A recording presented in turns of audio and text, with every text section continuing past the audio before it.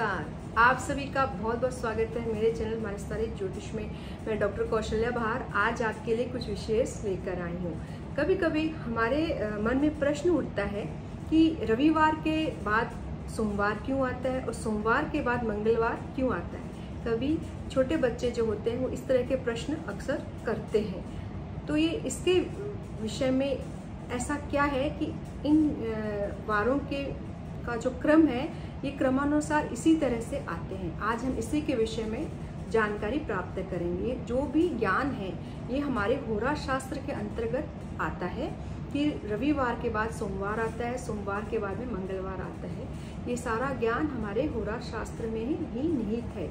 इसकी रचना हमारे महर्षि पराशर जी ने होरा शास्त्र के माध्यम से की है, जो एक बहुत ही वृहत शास्त्र है जिसकी जो गणनाएं हैं उसके आधार पर हमारे पंचांग का निर्माण हुआ है।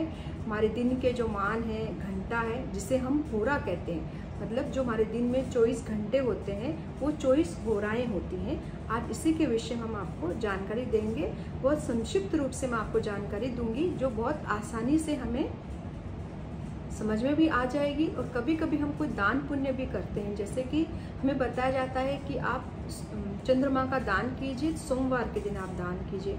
कभी कभी भूल भी जाते हैं, कुछ किसी का खास कोई कारण होता है, कोई विशेष वजह होती है जिसके कारण हम भूल जाते हैं। तो हम सोचते हैं भी सोमवार तो चला गया, अब किस तरह से दान करें।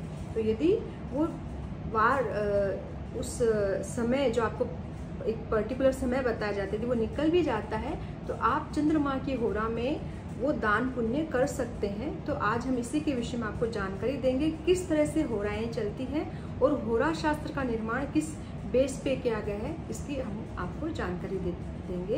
यदि आपको मेरा ये वीडियो अच्छा लगे तो आप इसे लाइक कीजिए, शेयर कीजिए और मेरे चैनल को सब्सक्राइब करना बिल्कुल भी न भूलें। चलिए बात करते हैं कि किस तरह से होरा शास्त्र का निर्माण हुआ है और क्यों रविवार के बाद में सोमवार आता है, सोमवार के बाद में मंगलवार आता है।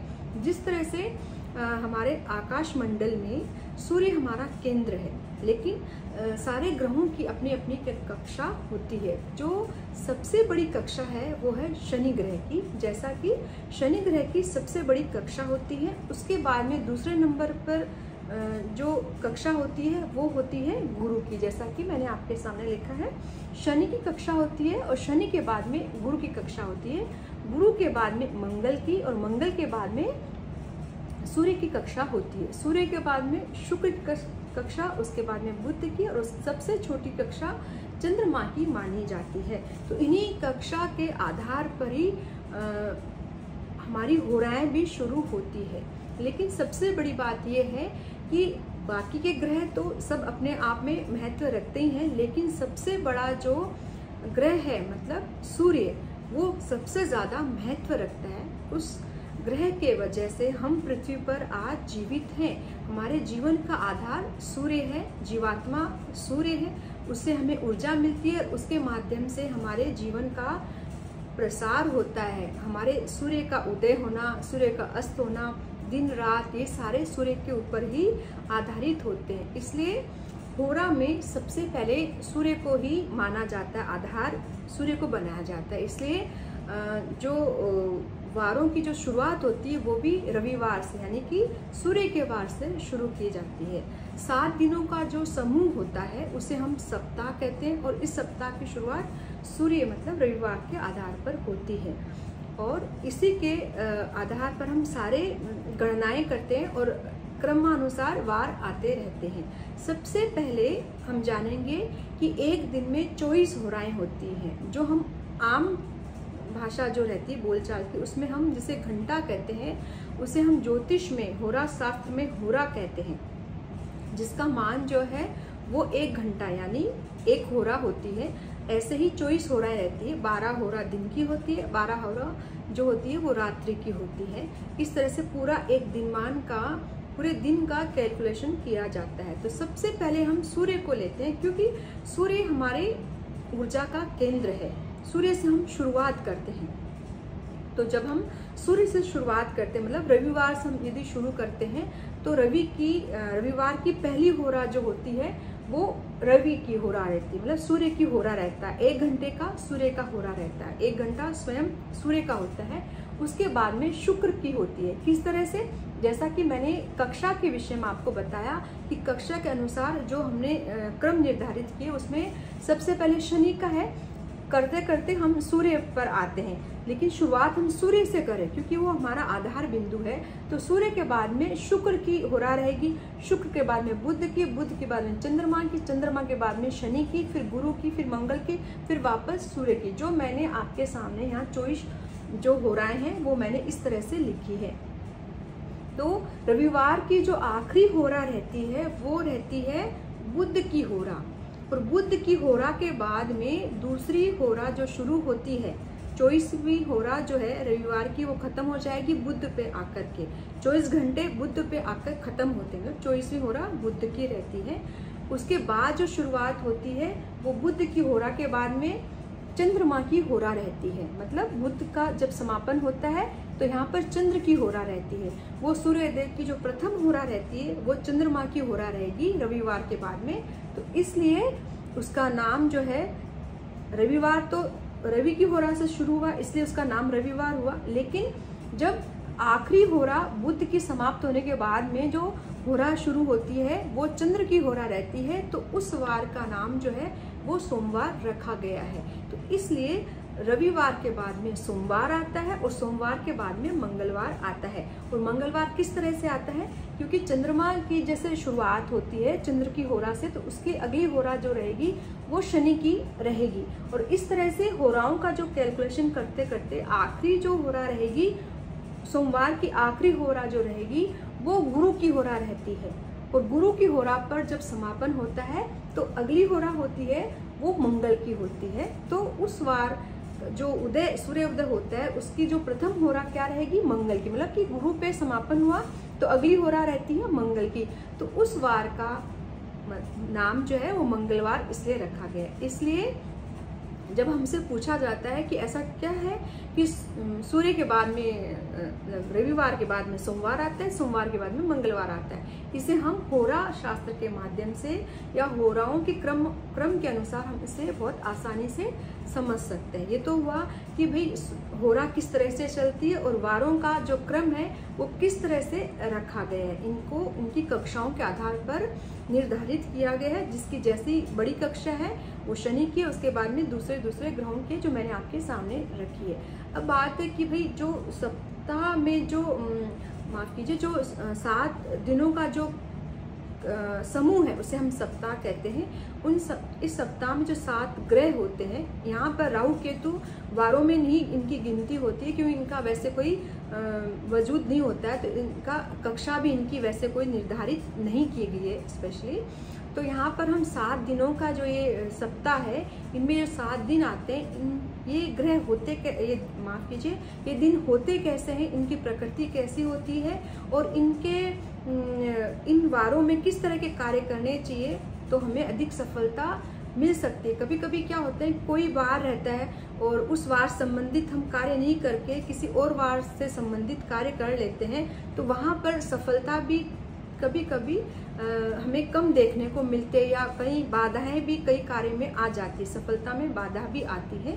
तो होरा शास्त्र के अनुसार हमें कौन से दिन का क्या प्रकृति है और कैसा कार्य हमें उसके अनुरूप करना चाहिए, मैंने आपके सामने लिखा है रविवार। तो रविवार जो है वो किस तरह का वार होता है? रविवार क्रूर वार होता है, मतलब क्रूर वारों में रविवार की गिनती होती है, लेकिन ये स्थिर वार होता है, स्थिर वार होता है। और इस वार में किस तरह का कार्य करना चाहिए? इस वार में राज कार्य करना चाहिए। राज्य संबंधित जो मतलब हमारी गवर्नमेंट से रिलेटेड जो कार्य रहते हैं, कहीं गवर्नमेंट का कोई फॉर्म भरना है या कोई राजनीति से संबंधित कोई कार्य हमारा, या कहीं पर भी कोई भी गवर्नमेंट की जो बॉडी है उससे रिलेटेड कोई हमारा कार्य है तो हमें रविवार के दिन करना चाहिए। लेकिन भारत में रविवार को दफ्तर बंद रहते हैं, लेकिन राज्य संबंधित जो भी कार्य होते हैं वो रविवार के दिन हमें करने चाहिए। गायन आदि जो रहता है, सिंगिंग आदि भी जो रहती है वो भी रविवार के दिन हम कर सकते हैं। अब रविवार के बाद में सोमवार आता है, तो तो सोमवार जो होता है वो सौम्यवार होता है, सौम्य इसकी प्रकृति होती है। और ये चर वार है, क्योंकि चंद्रमा का वार है तो इसकी प्रकृति चर मानी जाती है, स्थिर नहीं रहता है, ये स्थिर नहीं रहेगा, चर रहता है। तो इसमें जो कार्य किए जाते हैं वो सब तरह के शुभ कार्य कर सकते हैं। सोमवार के दिन हम कोई भी शुभ कार्य कर सकते हैं, इसमें कोई अशुभता इस वार में नहीं रहती है। अब है सोमवार के बाद में आता है कि मंगलवार। मंगलवार जो है वो किस तरह का वार है? मंगल जो होता है वो क्रूर ग्रह होता है, तो ये क्रूर वार में इसकी गिनती होती है। और ये उग्र वार होता है, क्योंकि मंगल का स्वभाव उग्र है, तो ये उग्र तरह का वार रहता है। और इसमें सबसे बड़ी बात है कि इसमें जैसे बेटिंग आदि होती है, जो जुआ सट्टा आदि होते हैं, वो इस वार के दिन हम कर सकते हैं। वैसे तो ये कार्य निषेध होते हैं, लेकिन यदि किए जाते हैं तो मंगलवार के दिन इसकी शुरुआत कर सकते हैं। युद्ध अभ्यास जो रहते हैं, युद्ध आरंभ रहते हैं, किए जाते हैं, तो वो मंगलवार के दिन किए जाते हैं। हमारी जो आर्म फोर्स जो रहती हैं वो भी मंगलवार के दिन एक्टिव रहती है। या कहें तो हमारे आर्म्स जो रहते हैं उनकी खरीदारी आदि भी, हम यदि पुराने काल में शस्त्र की खरीदारी वगैरह की जाती थी, शस्त्र के अभ्यास किए जाते थे, सैनिक अभ्यास भी किए जाते, वो मंगलवार के दिन ही किए जाते थे। अब मंगलवार के बाद में आता है बुधवार। बुधवार जो है वो सौम्यवार में इनकी गिनती होती है और ये सम रहते हैं। बुध जो होते हैं सम रहते हैं, न्यूट्रल रहते हैं, इनकी कोई इसमें अशुभता आदि नहीं होती। सौम्यवार है और सम रहते हैं। अब इसमें क्योंकि बुध के दिन जो है, विशेषकर बुध जो है वो बिजनेस करने में बहुत अच्छा शुभ वार माना जाता है। बिजनेस की शुरुआत हमें बुधवार के दिन करनी चाहिए। यदि हम किसी तरह का अकाउंट्स आदि का कार्य भी करते हैं तो बुधवार के दिन शुरुआत करनी चाहिए। नए लेन देन भी जो हम करते हैं बिजनेस को लेकर के, वो भी बुधवार के दिन करने से ज़्यादा अधिक सफलता मिलने के संभावनाएं बनी रहती है। अब दूसरा वार है कि गुरुवार। बुधवार के बाद में आता है गुरुवार। ये भी सौम्यवार है और मृदुलवार है, मृदुवार है, इसकी जो प्रकृति वो मृदुल है। तो इस दिन विद्या आरंभ करना चाहिए। विद्या से संबंधित जो भी कार्य है, एडमिशन लेना है, फॉर्म भरना है स्कूल का, या किसी भी तरह की हायर स्टडी से रिलेटेड जो भी कार्य करने हमें, वो गुरुवार के दिन इसकी शुरुआत करनी चाहिए। अब गुरुवार के दिन के बाद में आता है शुक्रवार, कि शुक्रवार के दिन किस तरह का कार्य करना चाहिए। शुक्रवार जो है वो सौम्यवार है और मृदुलवार भी होता है। शुक्र जो है वो हमारे ज्ञान का कारक भी होता है, तो इस दिन हम डिबेट आदि में भी जो भाग लेते हैं बच्चे, क्विज कॉम्पिटिशन्स जो रहती हैं वो भी शुक्रवार के दिन कर सकते हैं। गायन आदि यदि हम किसी तरह की ललित कला आदि में भी जो कार्य करते हैं वो भी शुक्रवार के दिन किए जा सकते हैं। और जो गाड़ी, हमारी जो संपत्ति आदि रहती है उसका लेन देन, खरीदना है, जो भी नए घर की जो शुरुआत आदि भी होती है, कोई संपत्ति आदि संबंधित जो भी कार्य होते हैं वो शुक्रवार के दिन किए जा सकते हैं। ये सौम्यवार है और मृदुलवार है।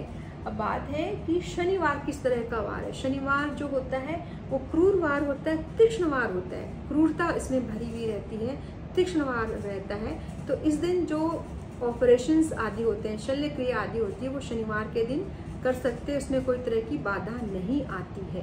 तो इस तरह से हमने जाना कि 7 जो वार होते हैं उनकी प्रकृति कैसी होती है, ये कौन से सौम्यवार है, कौन से तीक्ष्ण वार है, कौन से क्रूर वार है, और इनके अनुरूप कौन कौन से कार्य करने में हमें अधिक सफलता प्राप्त हो सकती है। और दिन का मान कैसे होता है, मतलब कि होराएं किस तरह से चलती हैं, और किस तरह से हम बता सकते हैं कि सोमवार के बाद में ही मंगलवार आता है या मंगलवार के बाद में ही बुध आता है, बुधवार आता है। तो आशा करती हूँ कि आपको ये मेरी जो छोटी सी दी हुई जानकारी है वो अच्छी लगी होगी। बहुत सामान्य ज्ञान है और इससे आपको फ़ायदा भी होगा।